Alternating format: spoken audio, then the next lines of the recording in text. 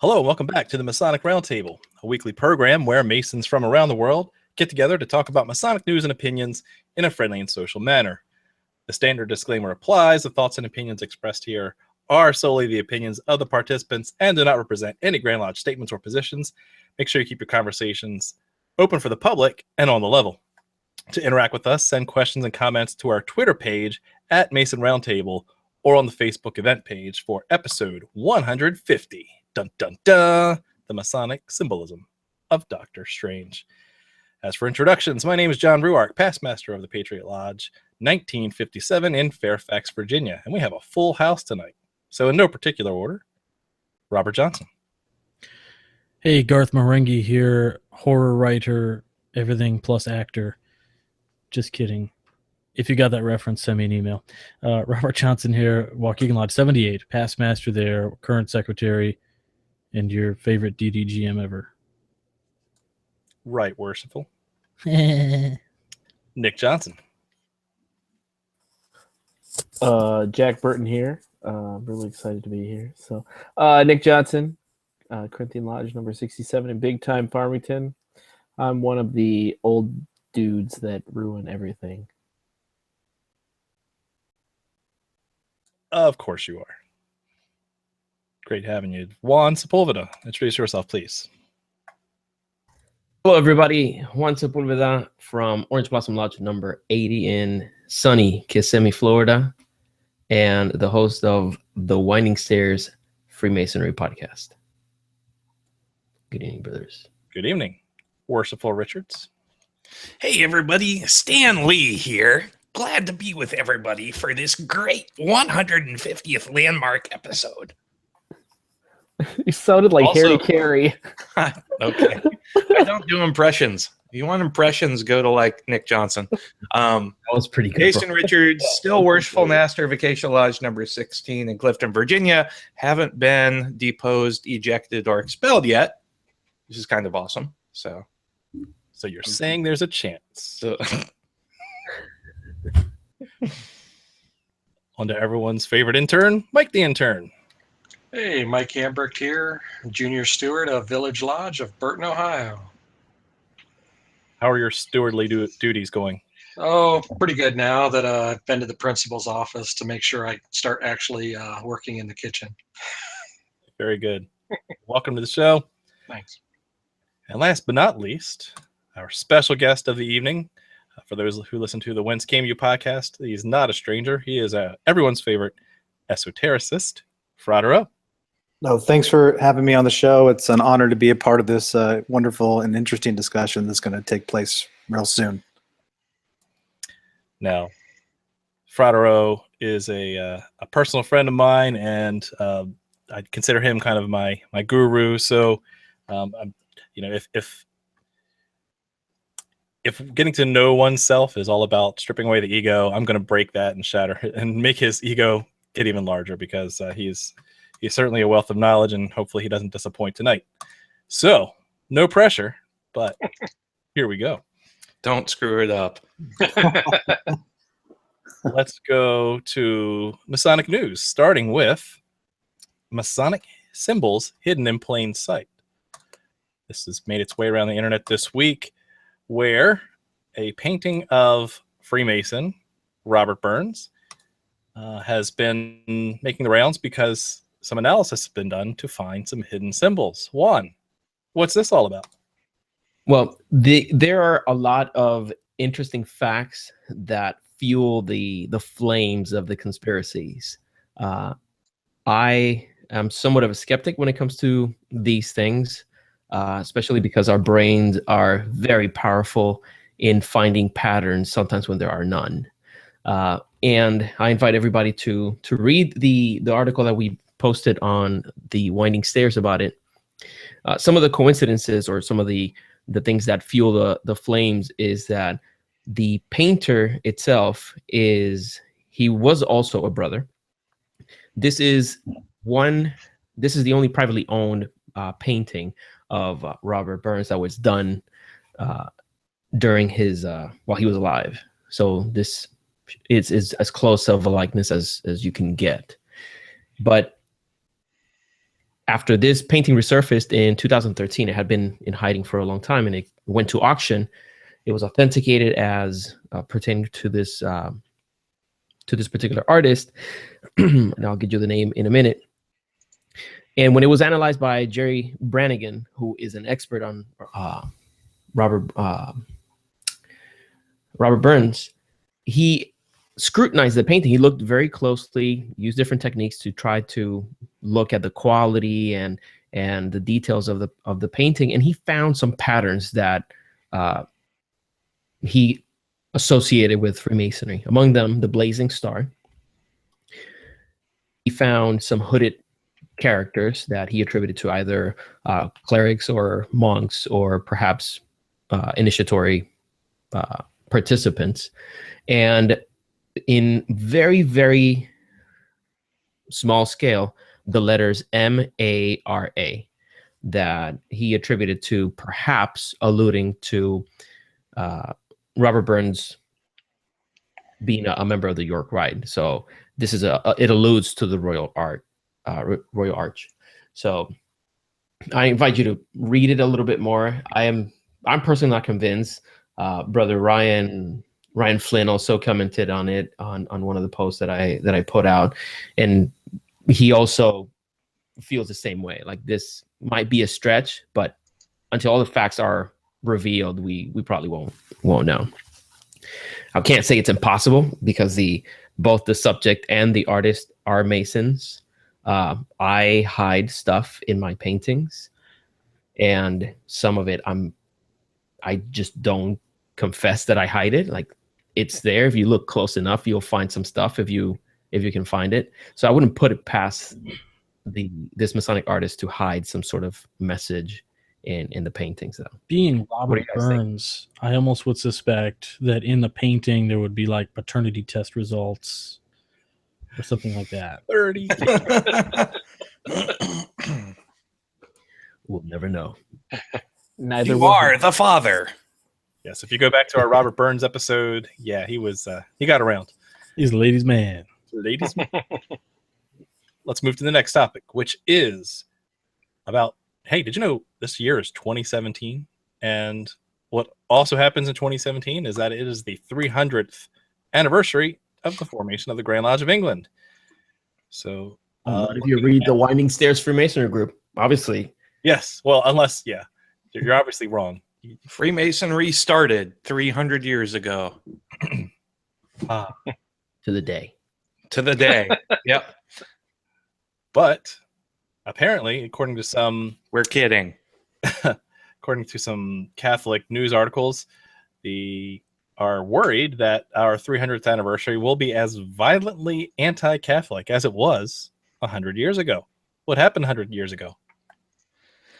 So there was a young church father named Saint Maximilian Kolbe, who commented on 1917 anti-Catholic demonstrations in Rome, where he was undertaking theological studies. And it's really this one person who wrote up this account of Freemasons placing like statues under the windows of the Vatican, like depicting like Saint Michael lying at the feet of the triumphant Lucifer. There were other, he also asserted that, crowds and mobs would say, it's time to put Lucifer back in the Vatican. Sounds an awful lot like the Taxil hoax to me, but he was also a fan of the Taxil host, if I remember correctly. Yes, he was, as were many Catholics, and are still today. Interestingly enough, the bottom of the article, has kind of three reasons why Freemasonry is opposed to the Catholic faith. Freemasonry is a naturalistic religion. Freemasonry is a religion which excludes Christ. And again, the oaths of Freemasonry are secret, and are conducted in secrecy, therefore they must be bad. So if you all remember from countless other episodes, Freemasonry is not a religion. The Masonic ritual in Virginia states it is not a religion. Like, I don't know how much clearer you can get on that. It provides no proffer of salvation. It provides no religious dogma whatsoever. In fact, the great thing about Freemasonry is that it doesn't really matter what your beliefs are. As long as you believe in some sort of God, it doesn't matter. And so, I was rereading some other church documentation from the Methodists and the Presbyterians over the weekend in opposition to Freemasonry, and one of the big things there is they said, well, Freemasonry doesn't actually call itself a religion or espouse any of these tenets of religions, but you might be mixing in with people of different faiths, and that might cause you to question your own faith. So no members of our church should be Freemasons. And I just see kind of the same thing here, where it's the reasons just are weak, and they harken back to a disproved hoax 150 years old. And they ride high on emotions and fanaticism. Yeah, to your point, I had once asked a good friend of mine if he would consider joining the lodge. I thought he would make a wonderful Mason, and I don't claim to know, all of his particular religion, but in his sense, he was a Jehovah's Witness, and he said that in his particular Bethel, they don't, or Kingdom Hall, I guess, right? They don't support the mixing of religions under a roof. And I just kind of dropped it. But in my head, I kind of thought, like, well, how do you go to work every day? How do you travel to different countries? How do you, what is the justification there? And where does the line drawn? But I mean, to each their own, right? So there you go. Yeah. I mean, it was kind of shocking to realize, looking back in some of my old church documentation, that's like, if I was still a member of the church I grew up in, I'd be excommunicated for being a Freemason. I'd excommunicate you just for being you. That's acceptable. But for someone who has spent literally his entire life, as a Christian, I think that's a pretty big slap in the face. Mm-hmm. And I see this article as a continuation of that. I don't have anything against Catholics. Most all Freemasons don't have anything against Catholicism. John, we even know how many folks in our small sampling. I think it's 18% of Freemasons. 18% of Freemasons in the survey that John sent out identified as Roman Catholics. There you go. Get it. All you need is love. Yes. Be excellent to each other. Let's see, the last Masonic news that I want to cover is, speaking of the 300th anniversary, June's coming up, which is St. John's Day. And according to what we talked about last week, the DCGathering.com still has this cryptic message. I keep refreshing now and then to see if anything updates. But the date seems to work out to 6/23/2017. So stay tuned. We got to remember that that's the 300th anniversary of nothing. Actually, it's the 300th anniversary of 4 years before Freemasonry actually started, right? Yeah, like this is the anniversary of the 6 guys who hung out in a pub and we had a few drinks and said, you know what we should do, man? That's what this is really the yes. It's kind of like, hey, so my wife and I have the anniversary of when we started dating, and then we have the anniversary of when we actually got married. So is this when they sat down and had the pre-planning meeting? Yes. The pre-planning meeting, yeah. For the meeting. Yes. Good stuff. That hurts. Now we do have good authority that we'll probably get some updates here, definitely by February, I would assume. Hmm. Maybe. Plausible. Plausible. So All right. stay tuned. Let's move into everyone's favorite Masonic trivia game show, and that is the Masonic Monday question. On Tuesday. Mucho mejor. Oh my gosh. Okay, there we go. Wow. That really freaked me out. I was actually awestruck by the voice of God again. Every single time. So this was the question for last week, which was January 9th. This famous Freemason happened to be William Wirt, who was a member of Jerusalem Lodge number 54 in Richmond, Virginia. Happened to be the candidate for the anti-Masonic party and was the only candidate of that party to ever gain any electoral votes. So congratulations to Ed Potter, Joey Boyer, Joshua Bartz, Steve Harrison, Heber Longhurst. Oh, he didn't get it right, but I'm going to say he did anyway. Christian Stanley, Peter Radcliffe, Christopher Croto, and then we had one more that just kind of came in. And we had Mike Hambrecht. I shouldn't have forgotten you, Mike. Good job. Bravo. So that was the golf clap that you all got. So here's a question that's a little bit fun, a little bit hard, but and it's about, well, my favorite Masonic rite in the entire flippin' world. So the Swedish rite is known as being a beautifully esoteric progression of degrees. However, it's never traveled far outside Scandinavia and Germany. In a strange bit of luck, though, the Swedish rite did manage to find its way, for a short time, in the Caribbean. Your challenge: on what island was the Swedish rite practiced? And what was the lodge's name and number? When you have your answer, send it to masonicmonday@gmail.com. Don't forget to include your lodge name, your lodge number, if it has one, and the hashtag,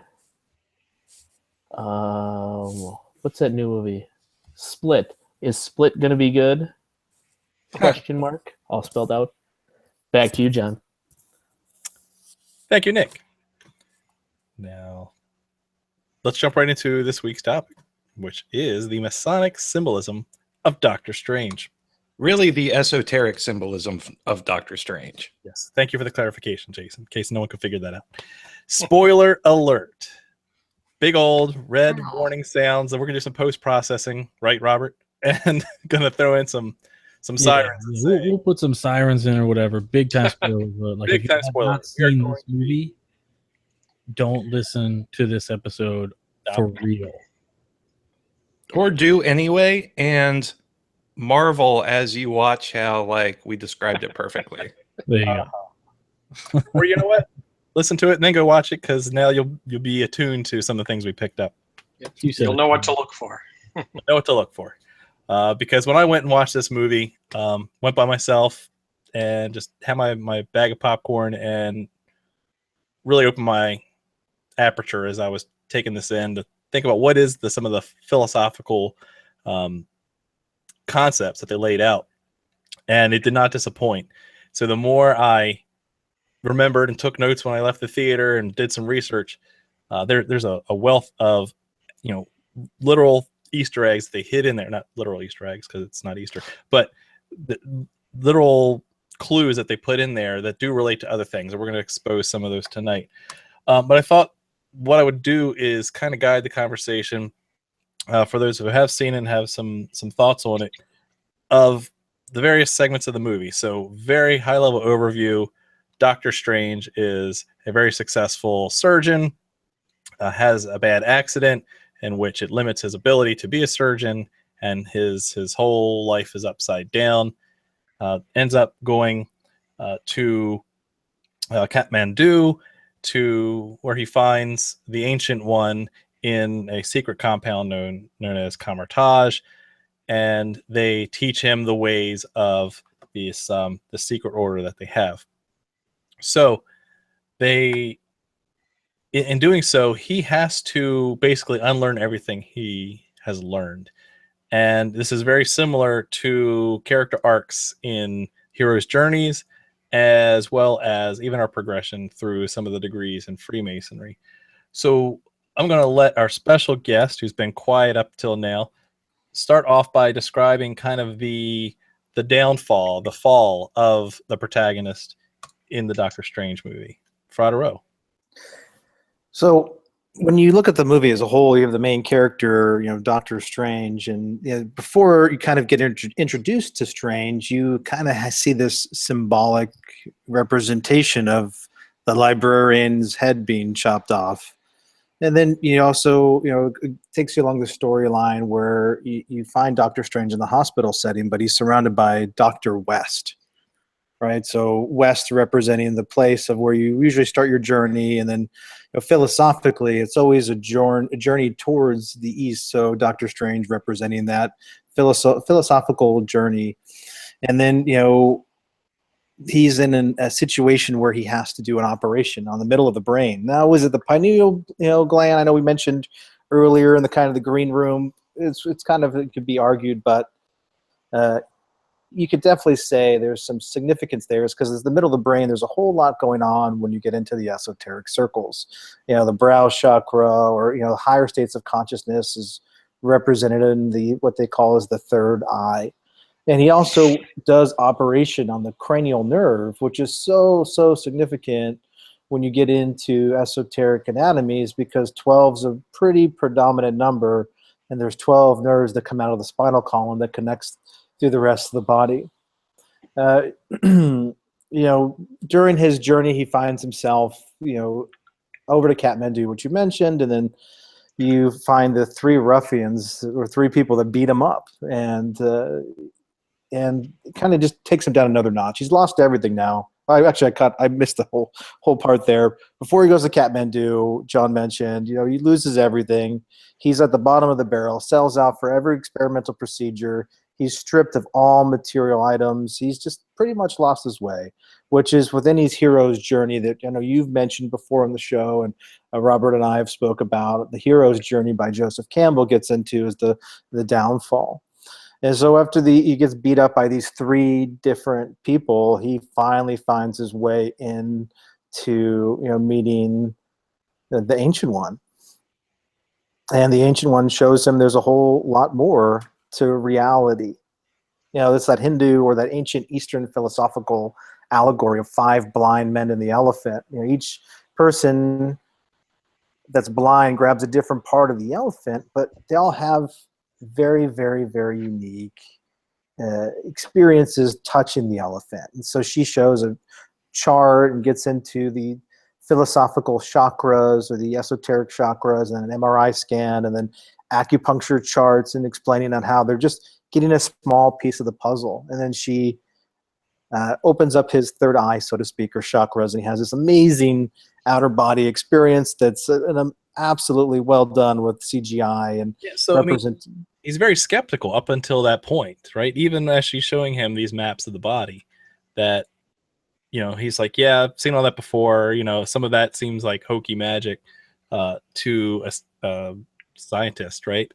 Until she initiates him, right? It actually has to lift the veil from his eyes, as it were. And what does she do to him that kind of puts him in that other realm? Well, even before that, real quick, John, I think it's interesting to note the emphasis on self-betterment, because he goes to Kathmandu in the beginning to better himself, and then ends up finding so much more. And I think that's something we just kind of glossed over, that we can't, because that's very much how we come to Masonry. And he actually believes, though, that somebody else is going to do it for him at that point. Right. Yeah, he even thinks that she knows more scientific, magic, because she's talking about how the body will heal itself, and he's like, "Oh, so you figured out how to do all, reconnect all the nerves?" Right. He's like, "No, not quite." Even before that, right? Like, he's in a state of total shock, right? He can't use his hands anymore, and his PTO guy this physical therapy guy basically goes, no, man, there's this one dude who's way worse than you. And he goes and he finds this guy, and it basically turns He out asks of a friend. he asks of a friend, There he is. and he goes and he finds this guy and he says, what did they do to you? And he's like, nothing, man. They didn't do anything to me. They just showed me how to do this myself. And this guy was basically like, I'm not going to take any more than I wanted. I just wanted to be able to walk. And so he learns and he leaves. And it's kind of interesting. We were talking about this whole thing, Doctor Strange is so materialistic. And he's like, I don't believe in this hokey BS, right? And it just kind of reminded me, I don't know if anybody out there on our Facebook feed maybe post the meme. It says, it's like a guy on an emergency crash cart. And the doctor's like, nurse, get me some crystals. I got to realign his chakras. I've seen that.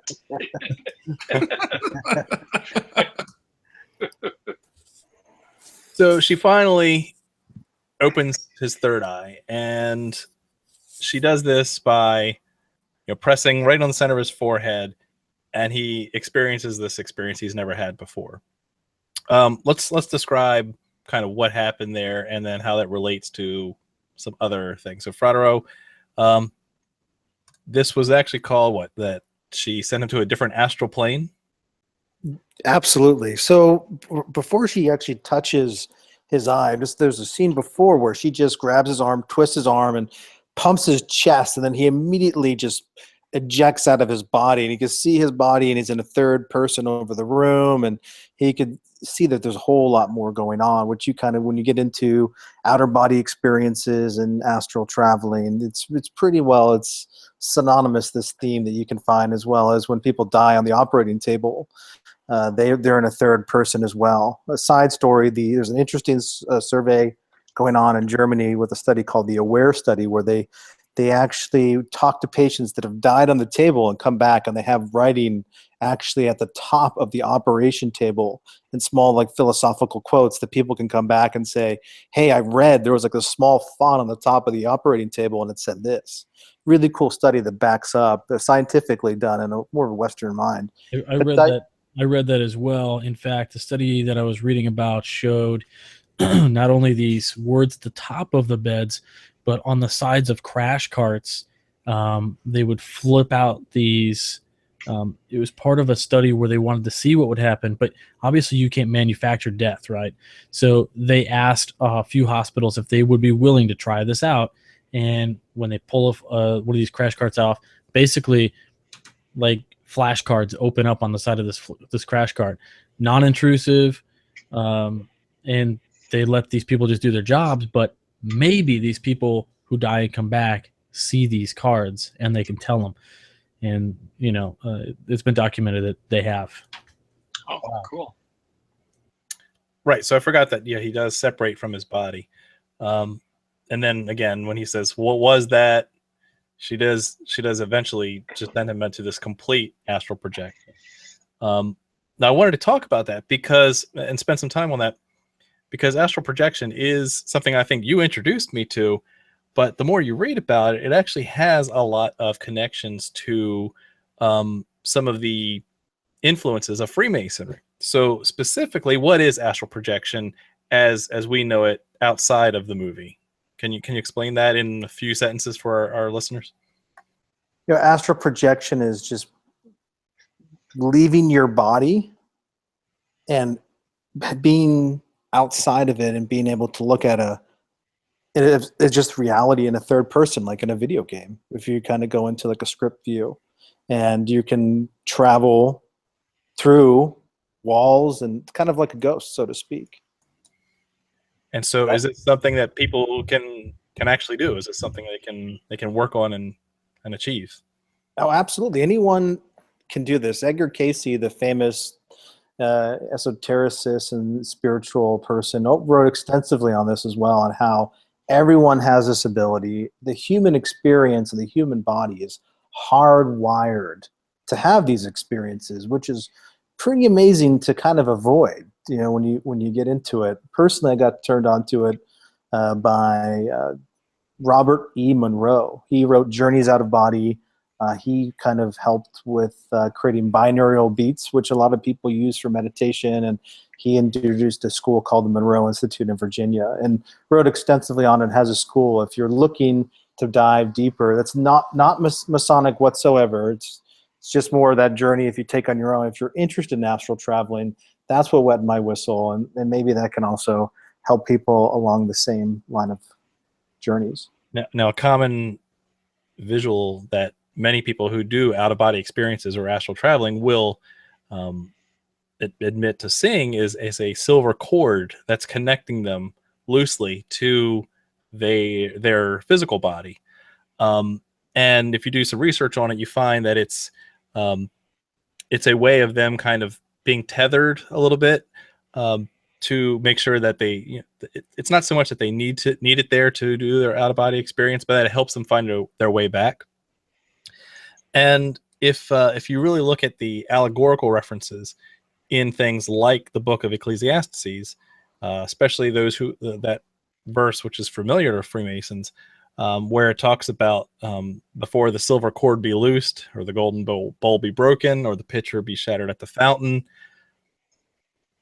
The silver cord, in some interpretations, is not necessarily. I mean, we know some of these things are emblematical of parts of the body that are shutting down late in your life, but the silver cord could be more than just your spine. It could be that spiritual silver cord that links to an out-of-body experience.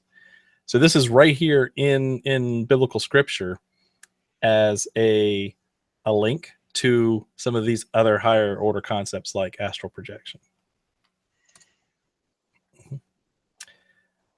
Then let's talk a little bit about what he sees when he goes to this projection, this traveling through space and time. I was blown away by the special effects. You did say that they did a great job with drawing you in and experiencing this new reality. The CGI was great. But one thing that caught my eye was the level of geometrical patterns that one saw. Is there any similarity of other types of experiences that use geometrical patterns? Yeah, so when you get into these deeper mystical states and you start exploring chakras, which was mentioned in the movie, and you start realizing that these are energy centers that you can activate and you can get to these higher states of consciousness, so to speak. And this is kind of, spoiler getting down further, but stop there. You can experience this through hard work of quieting the ego, this is the journey that you see Dr. Strange go on. And once you're able to quiet the mind and really get to that concentrational point and understanding and feeling your body and understanding, different parts of your body and chanting Om or using binaural beats or rhythmic drumming, you can get to these states naturally. However, there are unnatural states that you can get to, or unnatural ways to get to these states is what I really want to say. And I don't condone this, and I know the Masonic Roundtable doesn't condone this, but there's also ayahuasca, a lot of psilocybin, a lot of psychedelic substances. When you get around shamanistic cultures, they use to kind of be the catalyst to stimulate this gland or these parts of the body. So to have a Dr. Strange experience without all the hard work of self-reflection and going through that journey, you could do a shortcut. Don't advise it. It's ultimately like a cannonball, like he experienced, into the spirit world. Then you come back like he did, and you go, what did I just experience? Versus if you do it by yourself and through hard work, it's more warm, it's more inviting. It's like a nice dinner table you kind of can sit down with and start exploring deeper aspects of yourself as well. Hopefully that answers your question.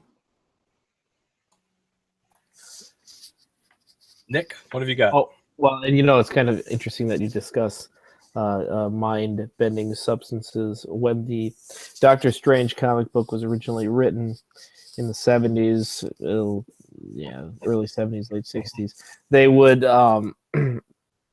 so the artist on that one was Steve Ditko. And, if you watch the progression, the art started very bland, very Marvel-esque, it was always the same. But then it started getting more psychedelic. And the thing is, the artists that were working on the books at the time weren't really into that. But, and this is the weird part of the whole thing, is that the college kids that were reading the books at the time were in fact using those substances, and it was very much this, drawn into this character because the character, the environment that it was creating was giving these kids, more openings in their mind. Now, obviously, I myself have never used those substances, but I'm guessing it. They like to discuss that they're mind altering. Carrie Fisher was very famous for discussing that. So I've always wondered about this concept or idea of, mind altering substances as they relate to understanding. Do you have any ideas with that? There's a really good book that I got turned on to by a shaman, and it's called Breaking Open the Head by Daniel Pinchbeck. He's a New York Times writer, and he's also, I think he has a TV show on the Gaia network, and he studies all shamanistic cultures all over the globe and finds really shocking correlations between these substances and these initiatic experiences, which are pretty fascinating. So if you get into more the the North American hemisphere, it's peyote predominantly. He also references like the Incas and the Mayas. More the Incas were using ayahuasca, which is still available today. There's a lot of documentaries and books written extensively on that. Then you get into ibogaine when you get into Africa, and then you find different kind of mushrooms that will provide similar like effects when you start getting into different cultures. But when you kind of get here more into the West, you find more the synthetic versions.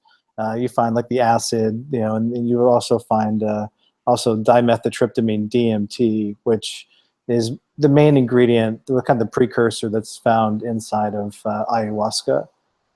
So I mean, it's interesting. Those people were doing those drugs, and then starting to see this again. It's that introduction into the spirit world. Prime example of what Dr. Strange experienced, but without any substance that he had to digest to chemically create this experience, someone had this amazing ability to do this. Now, this has been written about extensively, that this is a side tangent, that people can do this. There's a really interesting person, you can Google him now, the Master of Magnus, Magus. He was called Dynamo Jack. He came forward, and he was this healer that came out of Asia that was able to channel what they called chi energy. And this chi energy he could channel into people and electrify them and have them have mystical experiences or help heal them or help reset the body to heal itself. Really fascinating. He was, check it out online, he's lighting paper on fire in his hand, showing off a lot of things, pushing chopsticks through like 2 inches of thick wooden tables. Really fascinating stuff. Big tangent, so yeah. So the answer is yes. It's not a made up thing. This can be done. This can be accelerated through. So what I've heard you say is it can be accelerated through chemical means, through various types of substances, but also through hard work of practice and meditation. You could also achieve the same or similar results in a more focused, a little more warming way, right? Mm-hmm, mm-hmm. Absolutely. I mean, if you're big into masonry, just take a really hard look at the first degree and take a look at those working tools that are presented. Take a look at those lessons and sit back and look and try to apply those to your life. I mean, there's some pretty significant lessons that are presented there in the first degree that can be applied to right now, this initiatic experience, this early stage of self-enlightenment. Now, the last category of topics related to the Doctor Strange movie that I really wanted to get into. So he's now peeked behind the curtain. He's all in. He says, I want some of that. I want more. He has a lot of back and forth with the Ancient One to figure out, how do I get from where I am to where you are? And, her answer is, how did you get to be, a famous doctor or a great doctor? He says, well, I studied, practice, years of it. And so it is that he had to commit to, it's not an overnight transformation, just like Masonry isn't. That once you get your third degree, you're not just, yes, according to the grand bylaws of your state, the grand laws of your state, then, yeah, you're Master Mason, but have you really mastered the morality that's taught to you? Robert? Do you think that the Ancient One would ever consider doing something like One-day classes or Enlightenment Lightning, a 1-day course on how to bend reality? I'd sign up for that one though. Would you? I mean, I think we all would, right? yeah, I probably would. That's some funny stuff right there. So what perked my ears up was when I was watching the show or the movie. He goes all in, right? He says, I'm going to be very studious, starts checking out books at their library. And, the librarian is reading off the titles of these books that he's returning. And one of them was The Key of Solomon. Boom. So being a Freemason, being attuned to the wisdom of Solomon, I have to go Google this and find out what this is. But in addition, I was trying to find some of the other books that were referenced to include one where Stan Lee's cameo is also reading a book on a bus as he has his 6 seconds of fame. So I'm going to list some of the books that were listed, and they're actually, most of them have real life counterparts. And then once you decode what those are about, you learn a little bit about what's influenced some of the philosophy behind Doctor Strange. Starting right with Key of Solomon. See, if the Key of Solomon is an actual book. It's been linked to the Italian Renaissance. It is a book of magical spells. So what are we talking about when we say magical spells? This is based off of the concept of Rosicrucian and the Renaissance magical movement, where there could be this list of magical spells in a book that you could project good things, bad things onto reality, onto life, onto your friends and neighbors. And it was not just a book full of magic tricks, right? This was actually something that have some basis in Hermetic principles, Rosicrucian principles, right? So this was an actual thing, an actual book that, while it can't be linked directly to Solomon because of the dating of the pages and the script, and it actually references some New Testament ideas as well. Obviously, it has to be written after the New Testament, but this is an actual book that talks about concepts of ceremonial magic. So that blew my mind when there was an actual text called the Key of Solomon that talks about magical spells. What'd you guys think of that? It was absolutely amazing to hear it. I mean, one of the one of the ideas of Solomon, this idea that he there's a story, a legend that Solomon actually, the whole idea that there was no sound of hammer or axe at the building of King Solomon's temple is because he was able to build this temple using his key or his signet ring, which held the power, and he was able to control demons or ghosts to essentially build the Temple of Solomon at night. It goes on further to state that possibly the demons were held in a bronze vessel, if you will, or vessels. Masons might understand that, especially when coming into the context of perhaps a senior deacon's lecture when we talk about the pillars and them being hollow to serve as a repository for the archives of Masonry. It's pretty good. They weren't the only vessels of the temple. Correct. So also referenced in the movie was the Astronomia Nova, which was actually Kepler's study of the motion of Mars. And back to Stan Lee, despite Jason's awesome representation of Stan Lee, Aldous Huxley had the Doors of Perception, which is a book that describes his experiences when taking mescaline, which is a trip, an acid trip kind of thing. So mind-bending substance. Bending substance, right? So it's really neat to see the link between, these altered states of reality, because that's really all that Doctor Strange, multiverse that it lives in, the whole characters and the whole plot line live in this multiverse of other planes other than the one we're on. So, Frater O, have you read some of these other texts? Have you read the Doors of Perception? No, I've never read Huxley, but I've skimmed it briefly after I saw Doctor Strange, and you can't help to notice it when you're watching it on a big screen. You're like, oh, well, he's holding a pretty significant book. Mm-hmm. What about anyone else? Has anyone else got into Huxley? Not yet. Not yet. Only his. What is this? The Huxley that wrote Brave New World, or is this a different Huxley? Probably a different one. Not sure. Womp I womp. don't- It is the same. Yeah. No, it's Aldous Huxley. It is what- So I mean, it's one of those that he was always. Gotta love Kind of a that downer. Soma. Yeah, he's kind of a downer, but he's interesting. So I wonder if that would be kind of fun to watch. But I don't know. I always joke that if multiverses exist, I'm currently living on a beach somewhere, but it's just not working. So All right, so Mike, talk about the Book of Cagliostro. Cagliostro is a 17th century occultist and magician. However, he's also a Freemason. What? And yeah, he actually was convicted during the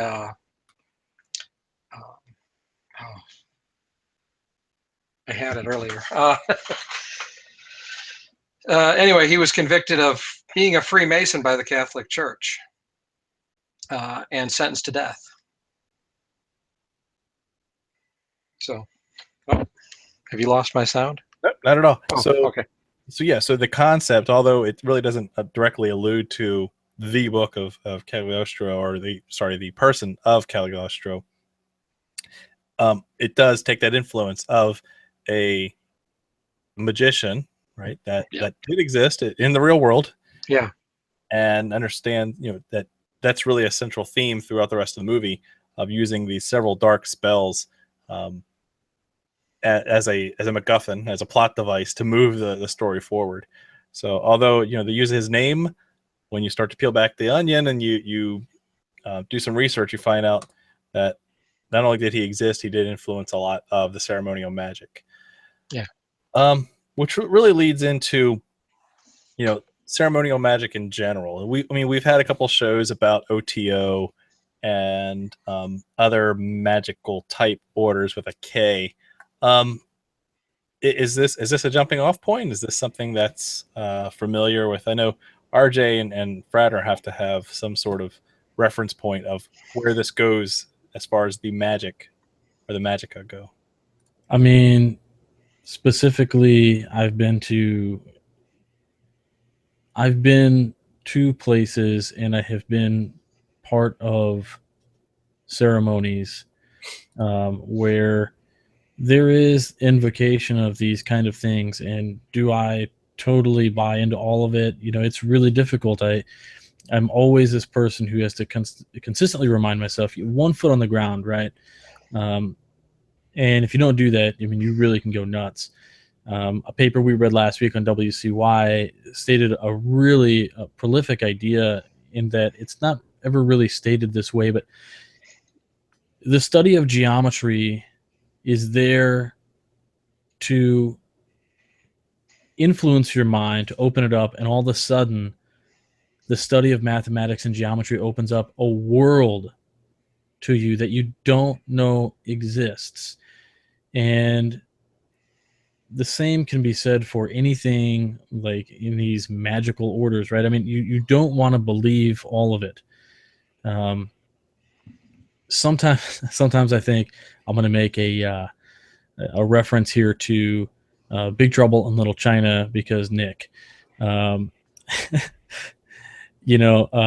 Chi's talking to Jack Burton, and he says, as kids in Chinatown, we all hear these stories of black magic and stuff, and we don't want to believe it, but it's real.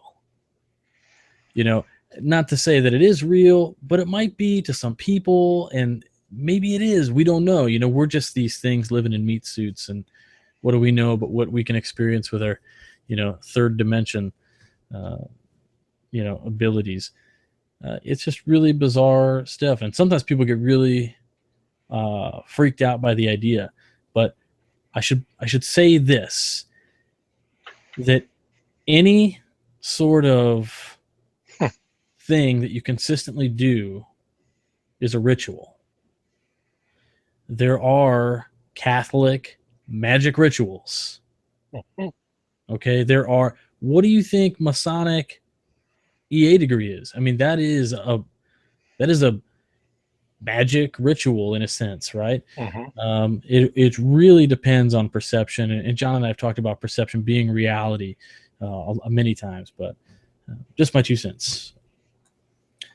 All right, Frater, I'm gonna, with the time, hand it over to you for anything we missed and anything you want to cover as we wrap this up, because there's so many more ways we could go with this, but yeah, you've been a great resource. So what else have you got? Yeah, just one last thing to kind of piggyback off of what RJ was just saying is that there was a quote in that movie that really struck home with me, and it's, "Spells are programs which are the source code that creates reality." And if you want to look at reality, what you do, every little thing you do creates your reality. How you think, how you act, what you do, actions, you reap what you sow. So if you're able to better yourself and dive deeper internally, you change yourself. And so this is a pretty significant thing. No one's going to hand it to you. No one's going to invite you to some secret order. You're going to have to do it all yourself. And that's all it comes down to. Just like how Dr. Strange did it, he kept on going back to the library, and he kept on doing more and researching more and learning and improving himself. So that was like the most important thing that I really just want to just leave at. Oh, that's great. Okay, let's start wrapping it up then, in the interest of time. Jason, do we want to hit social media? We've really had some good back and forth, but you know what? As much as I love Andre and Craig, I think we'll, in the sake of time, we'll probably just need to wrap it up since we got a lot of folks here.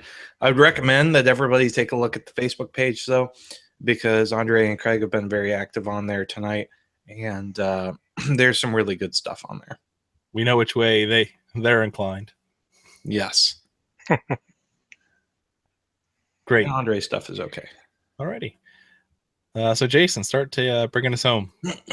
All right. So interesting episode. Thanks for following us. We jump off the deep end every now and then. I do find it a little bit funny that we talk about anti-Masonry and the fear of the mystical in a show where we really dive off the deep end into the esoteric and the mystical and things that are open to interpretation as to whether or not they innately connect with the Masonic fraternity. But always interesting to get perspectives on spirituality. I don't think that that getting additional perspective is bad in any way, shape, or form. And I think you have a lot to learn from all different sorts of perspectives. So I learned a lot tonight. I loved the movie Doctor Strange. I absolutely loved it. Just syncing it up with the hero's journey and seeing even the alchemical allusions in it and how those relate to the Masonic experience. Really, really fun movie. Really great movie. And I'm glad that we were able to take time out in an episode to really delve deep into some of the symbolism that at first glance you wouldn't even know to look for. So the next time you see Doctor Strange, if you're seeing it for the first time or the 5th or 10th time, go ahead and take a look at it again with fresh eyes and see if you can pick up on stuff that we didn't even talk about, because I guarantee you there's more stuff in there than we mentioned tonight. So everybody, thanks so much for sticking with us, and we will see you back next week. Thanks, worshipful. All right, Mike the intern. Welcome, Taskmaster. So I think it was a great show. And that movie, I mean, yeah, there's so much in there. I mean, even I was thinking about it as we were covering through the revelations and such. After she knocks him out of his body and sends him into the parallel worlds and so forth, and then brings him back, she actually throws him back out, and he actually has to, because he was brought in before. This time he actually has to knock on the door to get back in. I thought that was an interesting, little piece there, because he actually, I mean, he got there on his own, yes, but he was led through the door to begin with, and now had to say, you know what, I really want this. This is what I want to do. So, but I'm glad we were able to do this. It's great to finally get Frater O on the show. Yay! So, Yeah. If we're nice, we'll get him back. yeah, that would be great. It would be an honor to be back for sure. You're too kind. All We're right, happy to have you back, but you got to drop WCY first. I'm not sure if I can do that right. I'll be honest with you. I love you guys. You're great friends. Love the show. It's amazing. You're gonna have to leave your first marriage before we're together. We understand RJ has a certain je ne sais quoi. I'd have to stop listening, though. Speaking of Robert Johnson, there you are. Sorry, Mike was muted. For me, great episode. Love the movie. My advice to anybody who's listening to this, maybe listen to it again, or if you're going to download it and listen to it tomorrow, I want you to roll all your windows up, jack the heat on in your car, get high, pull out a kaleidoscope, and then look through the kaleidoscope while you listen to the show. And that will pretty much guarantee an amazing experience. I'm just kidding. Light some incense as well. And the rest, and sometime in jail. You're Play a little adults. Iron Butterfly. You're adults. Be responsible. Okay, we don't need anybody getting fired or doing drugs. In all seriousness, the special effects just kept reminding me of a kaleidoscope. Yeah. 4K kaleidoscope. Dormando, I've come here to barter. All I can say is that really everything kind of boils down to the old mantra, know thyself, right? If you can do that, if you can work to program your own reality, as Frater alluded to, everything is possible. This is the illusion. I mean, there's all these little breadcrumbs out there in modern day society. The Secret, or you got Tony Robbins. People talk about this stuff, and if you put it all together and you make it work for you, it can make some serious impacts to your life. Some really serious impacts. So with that, thanks for watching this show. Thank you for watching WCY, or listening to it, rather. We don't do video. And thanks to Frater for coming on the program. It was just the coolest. Nice. Nick Johnson.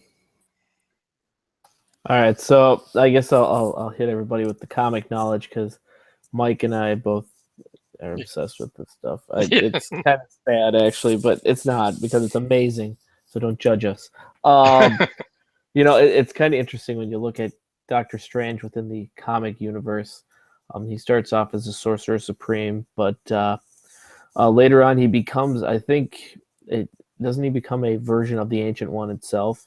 And so it's So I mean, it's one of those that he actually ascends into the highest level by which you can be within the Marvel universe itself, which is a multiverse. And so, trying to understand and encapsulate the concepts within the Marvel universe, it's, millions of different versions of Earth, including, I'm not even kidding you, Earth 8311, where it's not Doctor Strange, it's Croctor Strange, who happens to be a crocodile.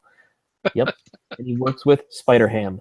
There you go. So that's your takeaway for that. But it's kind of interesting to see how Stephen Strange changes from the very beginning. He's a very haughty individual. He's a surgeon who's a hot shot, completely loses his ability to do anything. And you know what? He doesn't lose the attitude. He still cannot subdue his passions. It takes years of study and forcing himself to finally figure out what he is doing. He loses his wife, Sue.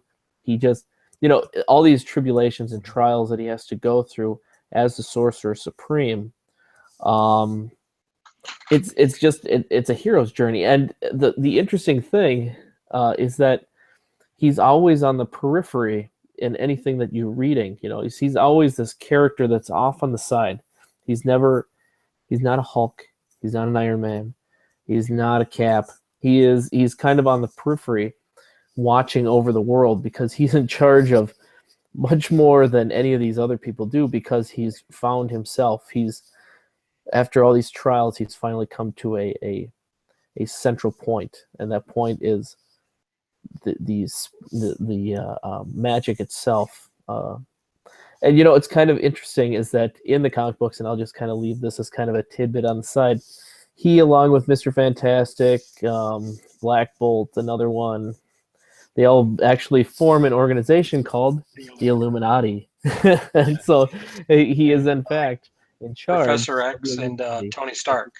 Exactly. Professor X, Tony Stark, and they're all there as different representatives of their own organizations. And so it's kind of interesting that, it comes full circle that the Illuminati does, in fact, show up. And actually Cap lasts for a short time until he says, I don't really dig this whole you guys trying to rule the world kind of deal. So, it's just kind of an interesting thing to see all these, ebbs and flows within mystic traditions, Masonic topics, and comic books. So I really appreciated this, and I seriously think people should pull out all those fun little books. If you actually have the trades, pick them up. It's fine. You can read comic books now. You don't have to be like Mike and I, where we had to hide at conventions with tables and dudes that were really not happy to see you. Yeah, I'll sign your book, kid. Seriously, go away. So yeah, definitely check those out. It's very interesting to see the growth of Stephen Strange from the very beginning of the universe to the end. So I would definitely check him out. And Proctor Strange, and check out Spider-Ham. Proctor. No kidding.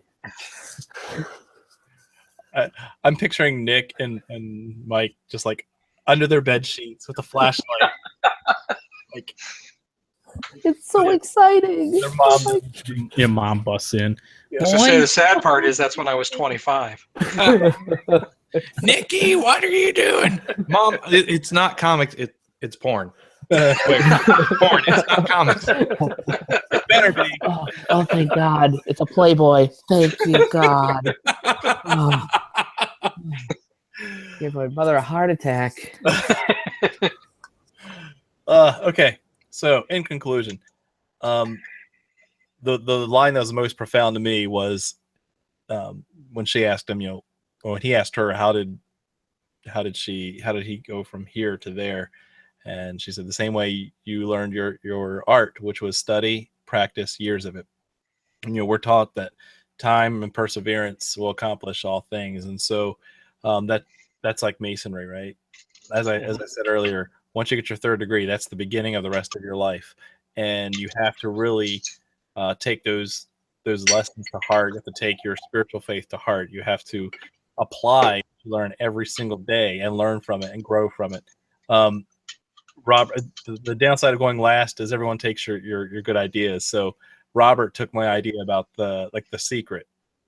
If you haven't seen that, I think it's actually on Netflix. They have The Secret or a couple books on that. It's very new agey, but the law of positive attraction is real, right? In the sense of if you really truly desire it and you set your eyes on the prize, you have a clear goal, you're more than likely going to subconsciously align yourself to be in situations where you get those things. In alchemy, it would be called creation, right? Create your reality. And for those of you who are thinking this is a bunch of hullabaloo, if you even go back to the Bible, right? So for those Christians that are listening, in Mark 11, verse 24, he says, "Therefore I tell you, whatever you ask for in prayer, believe that you've received it, and it will be yours." So if you truly believe that you're going to get it, it will manifest. It will be there. So take that, set your goal, whatever it is, whether it, and set high, right? You may not get there overnight, but that's the beauty of study and practice every single day. There's the 10,000 hour rule, right? That these are all things that are based in science, that if you have a clear goal and you set your mind to it, you can accomplish anything. Yes, that's a Back to the Future quote. Yes. With that, thank you very much for watching. It's been a great episode. Thank you, Frater O, for joining us. And everyone, see you next week. Thanks for watching, and keep searching for more light. Have a good night.